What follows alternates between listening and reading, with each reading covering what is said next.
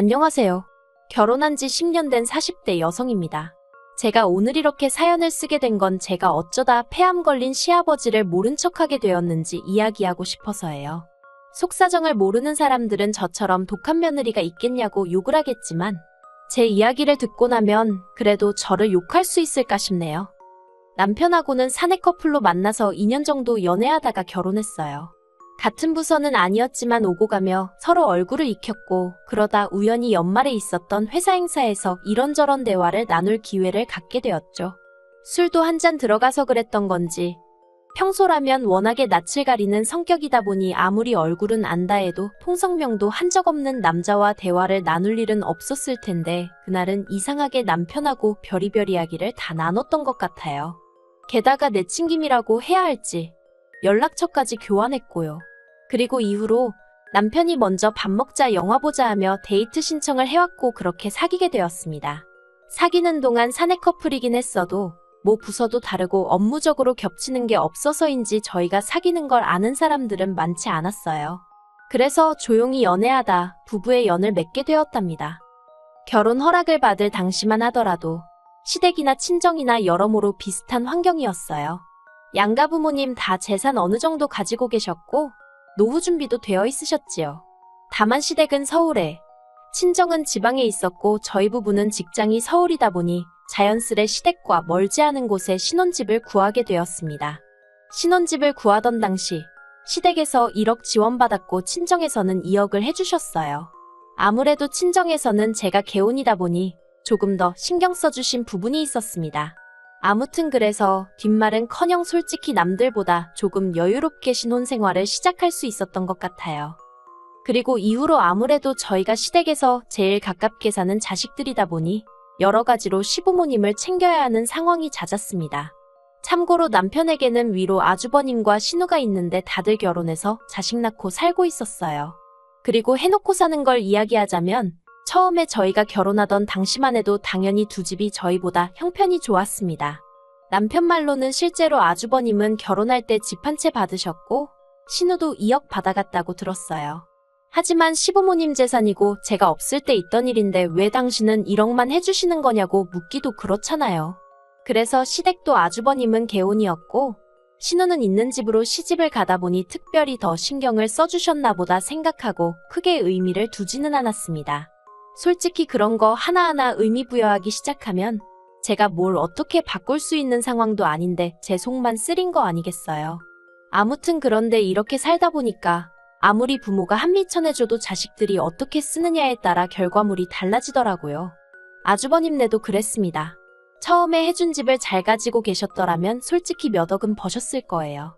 그런데 아주버님이 잘 다니던 회사를 관두고 갑자기 창업을 하시겠다들면서 홀랑 집을 파셨거든요. 그런데 창업이 말이 쉽지. 뭐 가게만 차려놓는다고 손님이 알아서 오는 건 아니잖아요. 평생 더우면 찬바람 나오고 추우면 뜨뜻한 바람 나오는 데서 공부하고 일만 하시던 아주버님이셨습니다. 그런데 갑자기 무슨 음식점을 하시겠다고 하셔서는 결국 장사 시작하고 3년 만에 시쳇말로 다 말아먹었어요. 그리고 신우로 말하자면 솔직히 얄미울 때가 한두 번이 아니었어요.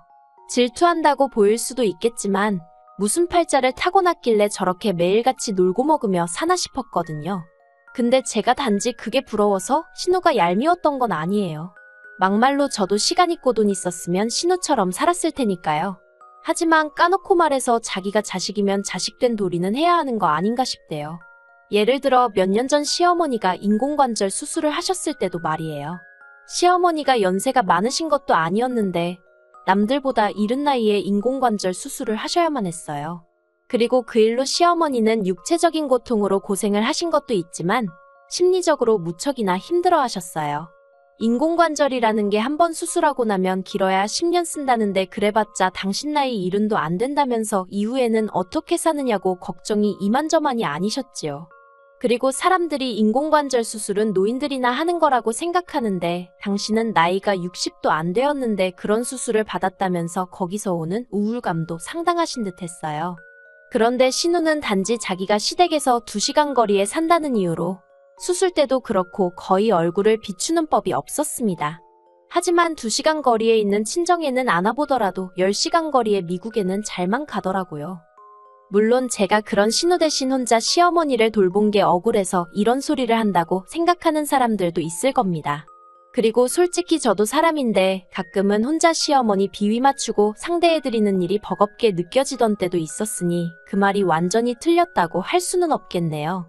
하지만 그래도 저는 저희 친정어머니도 워낙에 할머니를 지극히 모시는 걸 10여 년 가까이 옆에서 보며 자랐기 때문에 며느리로서 응당해야 할 일이라고 생각했어요. 그리고 실제로 시어머니가 저한테 매번 고맙다, 너밖에 없다, 너만한 며느리가 세상에 있겠느냐, 그런 말씀을 자주 해주셨거든요. 왜 사람이 말 한마디로 천냥빚 갚는다고 하잖아요. 제 기분이 딱 그랬어요.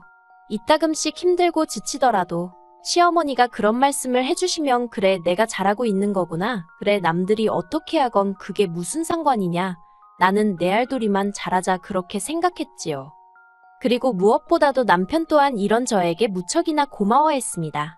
남편은 이제껏 제가 하는 말에 한 번도 안 된다 한 적이 없었고 화를 낸 적도 없었어요. 제가 이렇게 하자 하면 좋다고 하고 또 저렇게 하자 해도 좋다고 하는 그런 사람이었거든요.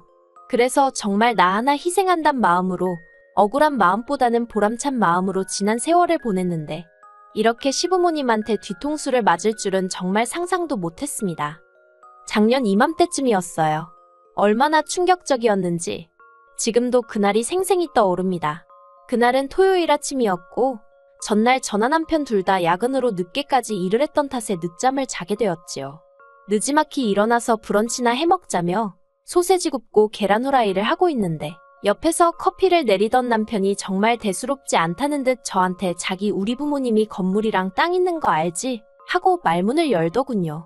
그래서 제가 아는데 왜? 하고 대답했습니다.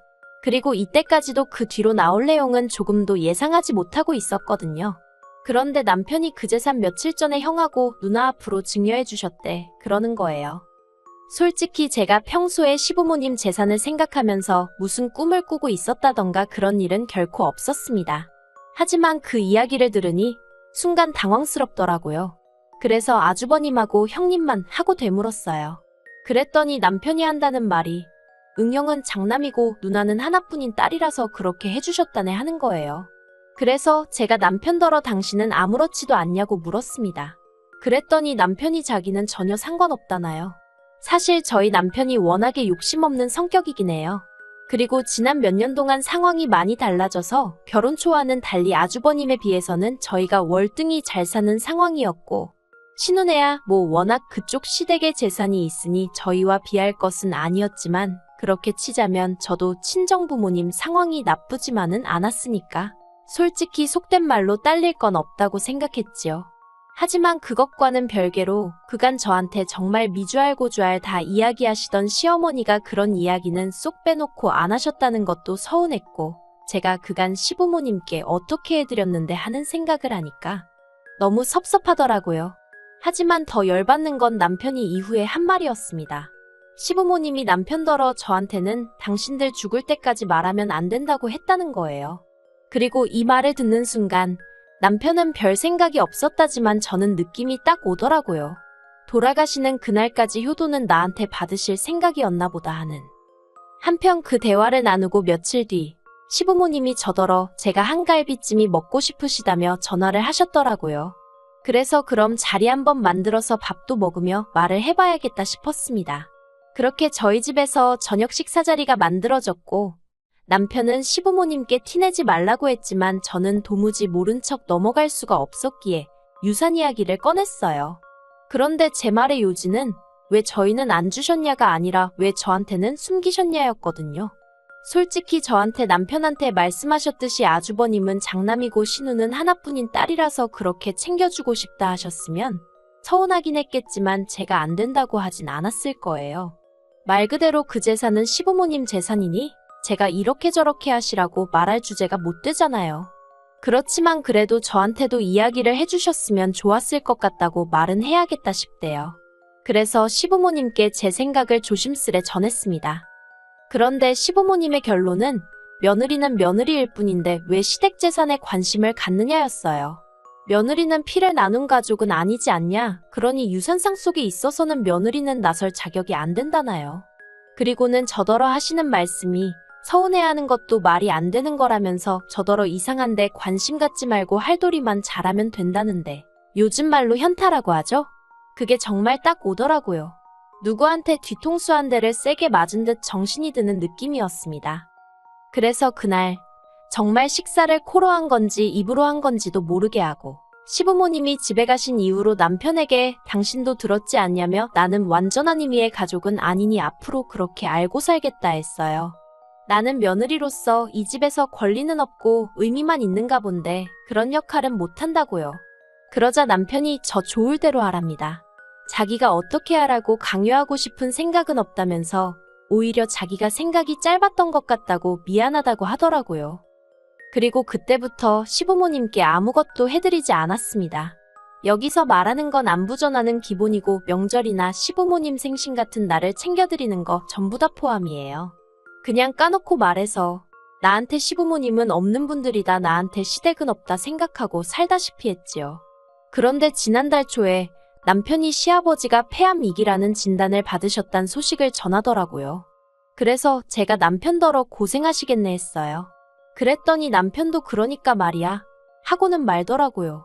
솔직히 저희 남편이 효심이 없는 사람은 아닌데 그렇다고 그 효심이 얼마나 대단한 사람도 아니다 보니 시아버지가 폐암이라고 해도 자기가 딱히 나서서 뭘 해야겠다 그런 생각은 없는 눈치였어요. 그냥 말 그대로 우리 아버지 어떡하냐 고생하시겠다 이 정도였달까요. 그리고 원래대로라면 제가 오히려 나서서 시부모님 찾아뵙고 앞으로 이렇게 해야겠다 저렇게 하셔라 하고 한마디로 5만 가지를 챙기려 들었겠지요. 하지만 저는 더 이상 그렇게 할 생각이 없었기 때문에 그냥 건강 잘 챙기시라고 해 한마디 하고 말았습니다. 그런데 이후에 일어난 일들은 정말 황당하기 짝이 없었어요. 시아버지 폐암 소식 이후로 남편이 제가 묻지도 않았는데 또다시 시부모님한테 연락이 왔었다며 이야기를 꺼내더군요. 시부모님께서 남편더러 저한테 시아버지 소식을 전한 게 맞느냐며 제 반응을 무척이나 궁금해하시더랍니다. 그리고 저희 남편은 딱히 없는 소리를 꾸며내는 타입도 아니다 보니 제가 보인 반응 그대로 전했다대요. 시부모님은 제 어떤 반응을 기대하셨던 걸까요? 확실한 건 제가 보인 반응이 시부모님의 기대치와는 많이 달랐던 모양입니다. 그러니 연락도 없이 저희 집에 찾아오셨던 거겠지요. 예상치 못한 방문이었지만 그래도 문 밖에 서 계시게 할 수도 그렇다고 그대로 돌려보낼 수도 없어서 일단 현관을 열어드렸습니다. 그리고 어이없게도 시어머니는 저를 보자마자 눈물을 보이시면서 제 손을 잡으시더니 당신이 다 잘못했다면서 아주버님하고 신우하고 이야기를 해봤다고 그러면서 저희 몫으로 2억을 주기로 하셨다네요. 그리고는 덧붙이시기를 이제 이 돈 받고 마음 풀라면서 예전처럼 잘 지내고 싶다 하셨는데 솔직히 마음이 풀어지기는커녕 짜증이 나더라고요.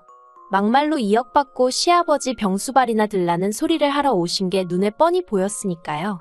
그래서 제가 2억을 주신다는 게 저한테 주신다는 것도 아니고 저희 남편한테 증여해 주시는 거 아니냐 그러면 남편하고 이야기하시면 되지 왜 저한테 이러시냐 했어요. 어머님 말씀대로 피 한 방울 안 섞였는데 저한테 이런 이야기 하시는 이유가 뭐냐고요. 그리고는 남편도 옆에서 시부모님더러 그러게 왜 이 사람한테 그러냐고 한마디 덧붙이대요. 형하고 누나만 줘도 이해할 땐 언제고 이제 와서 왜 나한테도 준다고 하는 거냐면서 나는 그 돈 안 받아도 상관없어 그러는데 솔직히 남편이 눈치가 없어서 그렇지 사람이 겉과 속이 똑같거든요. 그리고 남편이 그렇게 나가니까 시부모님도 더는 당신들 속내를 어떻게 포장할 방법이 없으셨던 모양입니다. 저희더러 그래서 아픈 시아버지를 계속 모른 척 할 참이냐고 따지듯 물어오셨으니까요. 그래서 제가 아주버님하고 신우는 도대체 뭐하냐고 되물었어요.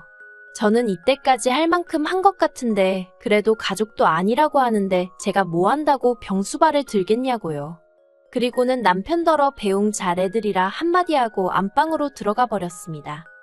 그리고 그날 이후로 시댁하고는 정말 완전히 발길을 끊었습니다. 물론 남편도 그런 것은 아니고 저만요.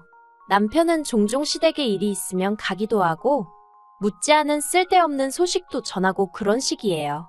보아하니 아주버님이랑 신우가 남편한테 네 마누라 마음 좀 달래보라며 어지간히 달달 볶는 모양입니다. 하지만 저희 남편은 그러면 직접들 하던가 왜 나한테 그러냐고 버티고 있다대요. 그러면서 자기 잘하고 있는 거 맞냐며 웃는데 이 인간은 속이 있는 건지 없는 건지 모르겠어요.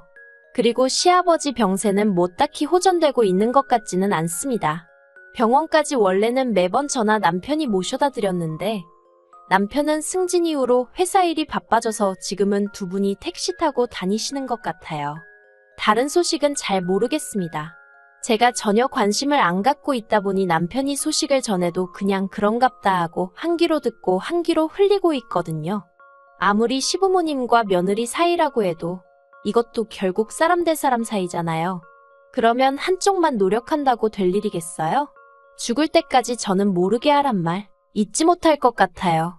그러니 이 관계도 영원히 나아질 수 없겠지요. 아무튼 저는 할 만큼 했다 싶으니 후회는 없네요.